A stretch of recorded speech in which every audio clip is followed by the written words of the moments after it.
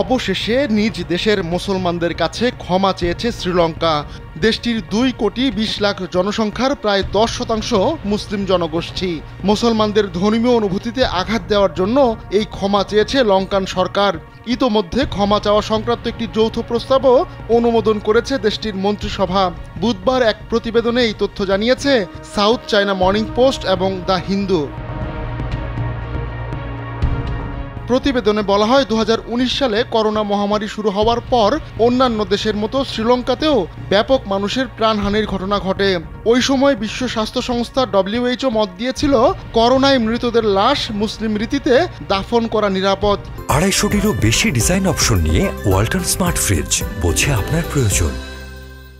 শুধু তাই নয়, মৃতদের লাশ ইসলামিক রীতিতে দাফন করা নিরাপদ বলে বিশেষজ্ঞরাও মত দিয়েছিলেন।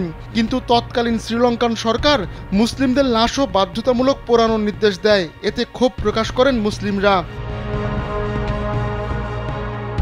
এর পরিপ্রেক্ষিতে দেশের মুসলমানদের কাছে ক্ষমা চেয়েছে শ্রীলঙ্কার বর্তমান সরকার।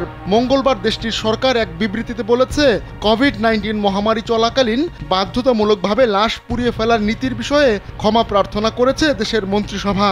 মহামারীর সময় লাশ বাধ্যতামূলকভাবে পুড়িয়ে ফেলার বিষয়ে সরকারের এই নীতির কারণে ক্ষতিগ্রস্ত সব সম্প্রদায়ের কাছে সরকারের পক্ষ থেকে ক্ষমা চাওয়ার বিষয়ে মন্ত্রিসভার সদস্যদের একটি গ্রুপ যৌথ প্রস্তাব অনুমোদন করেছেন। শ্রীলঙ্কার মুসলিম প্রতিনিধিরা সরকারের এই ক্ষমা প্রার্থনাকে স্বাগত জানিয়েছে। তবে তারা বলেছেন তাদের সমগ্র সম্প্রদায় এই ঘটনার আঘাত এখনো বয়ে বেড়াচ্ছেন। মূলত করোনা মহামারীর সময় দক্ষিণ এশিয়ার এই দেশটির প্রেসিডেন্ট ছিলেন গোটাবায়া রাজাপাকসে। তার সরকারই সে সময় এই বিতর্কিত সিদ্ধান্ত নিয়েছিল।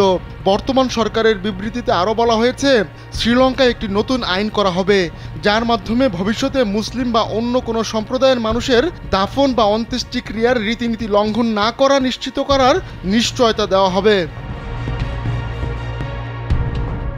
শ্রীলঙ্কার বৃহত্তম ও রাষ্ট্রীয় ধর্ম বৌদ্ধ। দেশটির জনসংখ্যার 70.2% বৌদ্ধ ধর্ম চর্চা করেন।